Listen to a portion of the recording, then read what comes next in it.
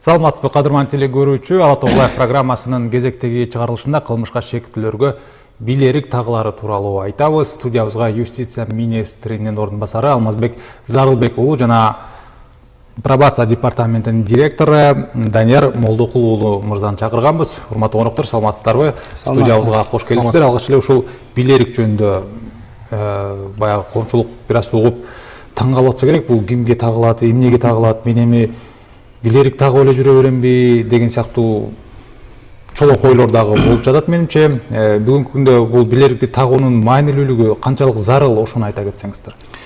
Рахмат, саламатсыздарбы, урматтуу телекөрүүчүлөр, жакшы суроо бердиңиз.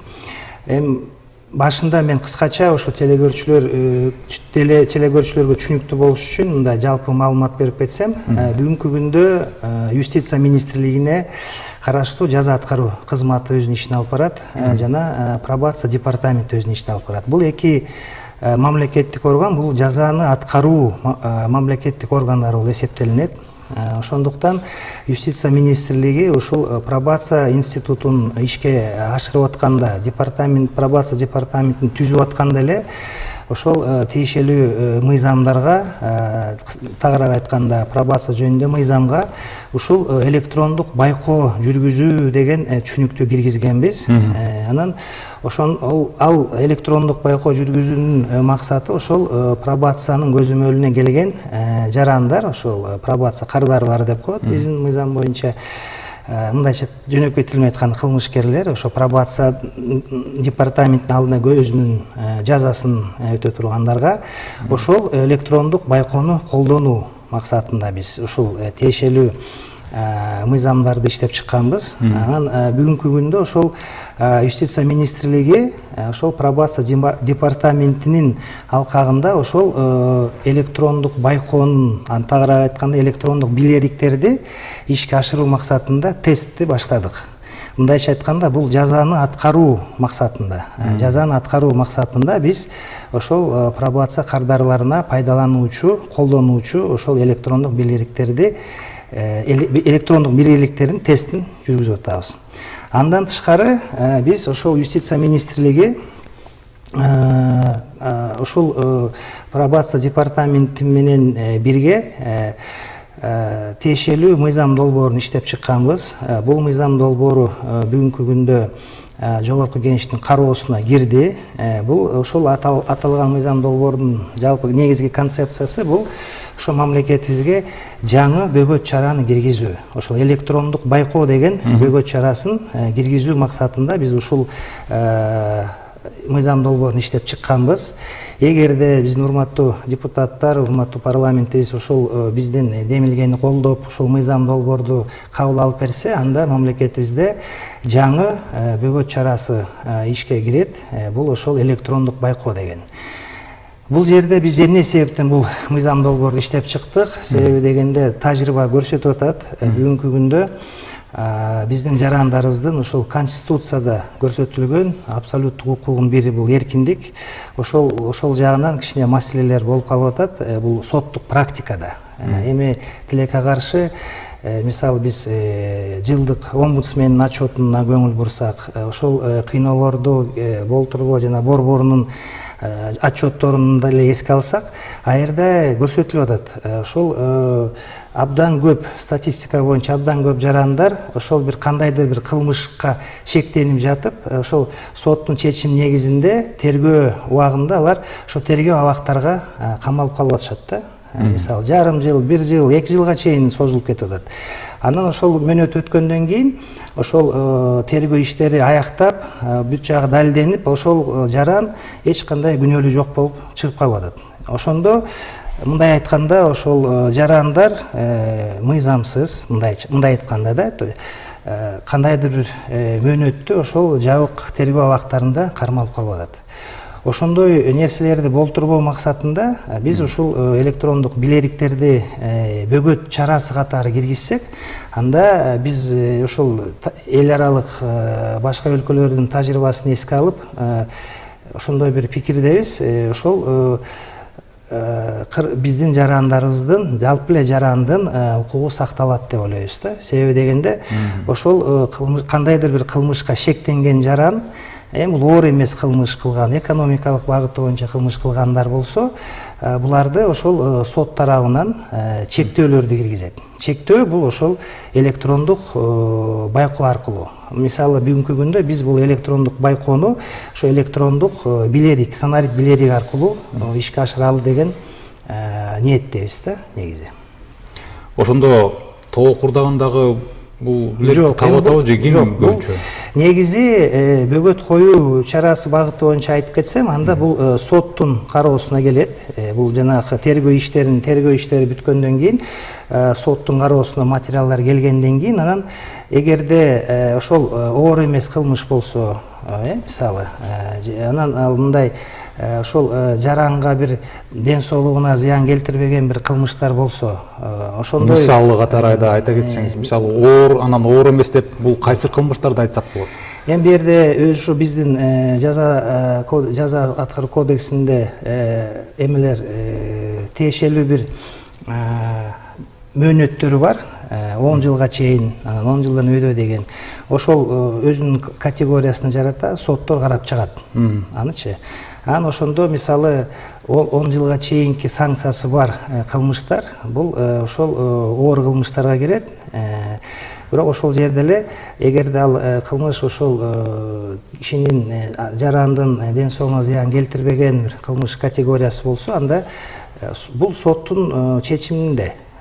Ал өзүнүн чечиминде же ошол жабык тергөө абагына кетирет, ошо тергөөсү бүткөн тергөө мөөнөтүнө, же болбосо ушул биздин бул концепциябыз боюнча ушул электрондук билериктерди пайдаланып, анан ошол эле жабык абакта эмес, эркиндикти эле алат, бирок эркиндиги чектелет. Ошол электрондук санариптик система аркылуу. Чектелгенде бул мисалы чет өлкөгө чыга албайт, дагы кандай чектөөлөр бар? Жок, бул ошол бүгүнкү күндө мисалы 6 бөгөт чарасы бар. Бүгүн колдонуудагычы. Анан бул жерде айтып кетиш керек, мисалы биринчи бөгөт чарасы бул үй камагы деп, үй камагы. Үй камагын менен үй камагы деген бөгөт чарасы менен мисалы тергөө абагында кармалсын деген бөгөт чарасынын ортосунда абдан чоң бир мындай пробел болуп калып атат да. Мисалы үй камагы тууралуу эгерде статистикага көңүл бурсак, мына 22-жылда болгону 520 сот өкүмү чыгыптыр. Болгону. Ал эми ошол эле учурда тиги тергөө абагында кармалсын деген бул 7407 жаранга сот ошондой өкүм чыгарыптыр да негизи. Бул эмнени билдирет? Бул деген ошол үй камагы деген бөгөт чарасы бүгүнкү күндө мындай өзүнүн кандай десем практикада мындай көп пайдаланбаган бөгөт чарасы. Сот органдары көп буну пайдаланбайт, себеби деген жоопкерчилиги чоң болуп атат да. Бул бөгөт чарасын андан тышкары бөгөт чарасын бир кандайдыр бир шарттардын негизинде гана пайдаланылат. Мисалы үй дареги жок болсо, ага уже үй камагы колдонулбайт. Мисалы чет өлкөлүк жарандарга болсо, ага колдонулбайт да. Ошол жерде мисалы мындай конституциялык укуктарын карасак, эркиндикке байланыштуу, анда ошол жерден бузулуп калат да. Ошондо сот органдарынын орточо бир бөгөт чарасы бул электрондук билерик болуп эсептелет. Электрондук байкоо болуп эсептелет да, тагыраак айтканда. Электрондук билерик бул ошол электрондук байкоо бөгөт чарасын ишке ашыра турган бир инструменти да. Данияр мырзага сөздүн кезегин берсек, бүгүнкү күндө канча ошол электрондук билерикке кардар, потенциалдуу кардар бар, ошол боюнча айтсаңыз. Пробация департаментинин азыр бүгүнкү күндө жалпы эсептеп турган кардардын саны 5000ден 6000ге чукул. Анын ичинен азыркы бүгүнкү биз иштеп жаткан пробациянын колдонуу жана эсепке алуу тартибинин негизинде аныкталган бул боштондугу чектелген жаза катары аныкталган кардарларга, шарттуу түрдө мөөнөтүнөн мурда бошотулган кардарларга, ошондой эле кайталап ошол пробациялык көзөмөлдүн жол жоболорун бузган кардарларга азыр кабыл алса болот да, бийликти колдонсо болот. Жалпы саны менен биз 550 кардар катары азыркы бүгүнкү күндө колдонулган мыйзам жол берет. Бүгүнкү күндө баягы сыноо иретинде азыр киргиздик деп атпайсыздарбы? Ошол сыноо кандай жүрүп жатат? Балким муну чечип алып кетип калгандар жок болот. Жок, азыр эми сыноо иретинде тестөөлөдө биз өзүбүздүн кызматкерлер ал билериктин өзүнүн техникалык мүмкүнчүлүктөрүн текшерип жатабыз. Эгер ошол мүмкүнчүлүктөр бизге баардык жагынан туура келсе, анан кийин биз пробация органы өзү чечим кабыл алып, мындай мыйзамдуу түрдө өзүбүздүн кардарларга уже биз иштете баштайбыз да. Билерик жөнүндө баягы техникалык мүнөздөмөсү жөнүндө да сөз кылгым келип турат. Муну деген өз алдынча чечсе болобу балким? Анан баягы күндөр эле аялын кызганып келип кулак менен мурдун кесип албады беле? Мындай окуяларга дагы балким колдонсо болобу? Бул негизи техникалык жагына мындай техникалык жагына тууралуу маалымат берип кетсем, бул негизи ошол жана уюлдук телефондун принцибинде иштейт. Бул ошол тиешелүү жанагы уюлдук телефондун эле сим карталары пайдаланат экен. Анан ошол Кыргызстан боюнча сотовый операторлордун зона покрытиясы болгон жерге ал бул билерик, электрондук билерик иштей берет экен. Анан бул өз алдынча, мисалы, ошол кардар, ошол жаран кимге ошол билерик кийгизилсе, ал өз алдынча чече албайт. Аны эгерде кандайдыр бир шартта аны чечип койсо, анда тиешелүү ошо мониторинговый центрге маалымат келет. Ошо бүгүнкү күндө мен жана башында айтып кеттим, пробация департаментин биз түзүп атканда тиешелүү санарип системасын түзгөнбүз. Бүгүнкү күндө бул толук кандуу иштеп атат. Пробация департаментинин тиешелүү мониторинговый центри бар, абал борбору бар. Ал ошол жарандардын учетун алып барат, ошо Кыргызстан боюнча күндө. Ошол эле борборго биз бүгүнкү күндө ошол электрондук билерикти коштук. Ошо тест катары, сыноо катары. Анан ал ошол бизге кандай талаптар болсо, ошонун баарына жооп бере турган билерик экен. Анан жана үй зомбулук боюнча дагы сиз айтып атасыз, жакшы суроо бердиңиз.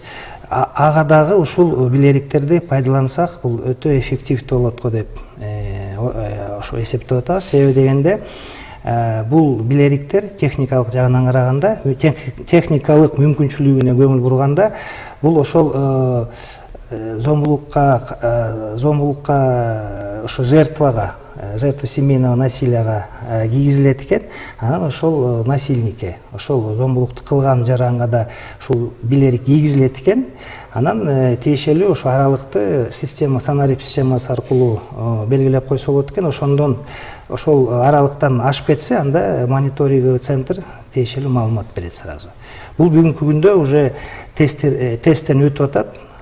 Башка мисалы чет өлкөлөрдүн тажрыйбасын карасак, булар уже көп жылдан бери муну пайдаланышат экен. Ошондуктан бүгүнкү күндө бизге ошол Кыргызстанга ушул пробация департаментине толук кандуу иштеткенге бүт шарттар бар азыр. Санарип системасы да бар, бюджеттин да мүмкүнчүлүгү буга жол берет. Чет өлкөдөгү баягы колдонулуу боюнча айтып кеттиңиз. Биз тасмалардан да көрүп жүрөбүз. Айрым баягы ориентациясы түз эмес педофилдерди коскон. Ошолорго мектепке бир канча метр жакындаганга болбойт деген сыяктуу. Мисалы бизде баягы акыл эси начар деген дагы диагноз бар адамдар аябай көп. Алар көбүнчө оор кылмыш жасайбы, кандайдыр бир кылмыш жазса, мунун акыл эси жайында эмес деген барагы менен жоопкерчиликтен кутулуп кетип жатат. Балким ушул тарапка дагы колдонулат. Бул эми сиз жакшы мен сурооңузду түшүнүп атам. Туура, эгерде ошондой учурларда болуп калат, мисалы жабык кабакка биз сот камаганга мисалы жол жок болуп атса, бирок ошол учурда ал тиешелүү мамлекеттик орган көзөмөлүндө болуп туруш керек деген маселе турса, ошол учурда бул билериктер ушул как раз коюлган маселелерди чечет го деп ойлойбуз да бүгүнкү күндө. Бул ошол электрондук санарип системасы азмо тесттен өтүп атат. Ошол пробация кардарларын аулоо же болбосо кандайдыр бир кылмыш кылганга шектенген жаранга пайдаланганга бул ошол бүгүнкү күндөгү ошо заманбап бир мындай нерселердин бири деп эсептейбиз да. То есть бул бүгүнкү күндөгү необходимость да. Ушул зарыл нерсе болуп атат да. Себеби дегенде ошо айтып атпаймынбы, жана бөгөт чаралардын бир орточо бир чарасы жок болуп атат, бөгөт чарасы. Же үй камагы, же болбосо теги тергөө абак болуп атат да. Анан бул жерде эми сот органдары эми биякта жоопкерчилик чоң, биз да түшүнөбүз аны. Ошондуктан аларга тынчыраак бул жабык тергөө абак эле тиешелүү өкүм чыгарып коет, болду. Ошо менен ал жарандын чын эле балким эч кандай кылмышка тиешеси жок болуп калса, жарым жыл, бир жыл жөн эле ал ошо тергөө абакта отуруп калат да. А электрондук билерик болгон күндө бөгөт чара катары ал өзүнүн үй бүлөсүндө ошол эле коомчулукта жүрүп, бирок тиешелүү тергөө иштери бүткөндөн кийин акталса, болду, ал билерик чечилет. Акталбаса, анда ал тиешелүү жазасын тартып, жабык абакка кетет. Демек, билерик бул жаңы бөгөт чарасы деген түшүнүк болуп атат. Туура. Мени мындай суроо кызыктырып турат да. Мисалы, бирөө оор кылмыш жасады дейли. Анан ал кылмышын жеңилдетүү үчүн пробацияга кайрылып, жеңилдетип алды дагы ушул билерикти тагып алды дейли. Бирок мындай учурлар да болушу мүмкүн да, туурабы? Мен айтпасам болобу? Эми бул билерикти колдонуу жана пробацияга чыгып алуу өзүнүн жол-жолдору бар. Эгер оор кылмыш кылып, ошол анын жазасы 10 жылга чейин болсо, бул боюнча сот өзү чечим кабыл алат. Пробацияны колдонуу же жабык абакка жөнөтөбү. Бул жерде пробация органы аткаруучу орган, эч кандай бир жазаны дайындоодо мындай көрсөтмө бере албайт. Биз ошол сотко чейинки пробация алкагында эле өзүбүздүн сунушту беребиз. Ар бир эгер сот талабы келип түшсө, ошол пробациялык баяндама түзүү боюнча ар бир социалдык изилдөө, ар бир кылмышкер боюнча социалдык изилдөө ар тараптан жүргүзүлүп, биздин психологдор аны менен анын психологдук портретин түзүп, ошонун жыйынтыгы боюнча биз өзүбүздүн сунушубузду беребиз. Биз сунушубуз сот үчүн жөн эле мындай рекомендация катары берилет да, акыркы чечим соттардан чыгарылат. Демек, бул электрондук билерик сатылбайт. Жок, кандай сатылат? Мисалы, оор кылмыш кылып алды деппейсизби? Алар деген ушул билерикке жетүү үчүн кандайдыр бир чараларды көрүп, амалдарды көрүп, анан акыры келип ушул билерикке такалып, баягы камакка түшпөш үчүн ушул билерикти сатып алам канчага болсо дагы деген сыяктуу дагы амалдарды кылып кетпейби деген суроо. Жок. Биздин бул сунушталып жаткан мыйзам долбоорунун концепциясында, ошо бүгүнкү күндө жогорку кеңеште каралып аткан, анда бул мамлекет тарабынан соттун чечими негизинде. Эгерде сот ушундай чечим кабыл алса, ушул жаранга мисалы үй камагы эмес, тергөө абагы эмес, ошол электрондук билерик аркылуу бөгөт чарасын койгула деген чечим кабыл алынса, анда тиешелүү мамлекеттик орган ошол ал өзү ошол билерикти кийгизет, анан өзү көзөмөлдөйт. Урматтуу коноктор, студиябызга келип кызыктуу маек куруп бергениңиздерге сиздерге ыраазычылык билдирем. Жакшы демилге көтөрүп жатасыздар. Менимче бул дагы баягы кылмыштуулук менен күрөшүү боюнча кандайдыр бир өзүнүн таасирин тийгизет деген ойдобуз.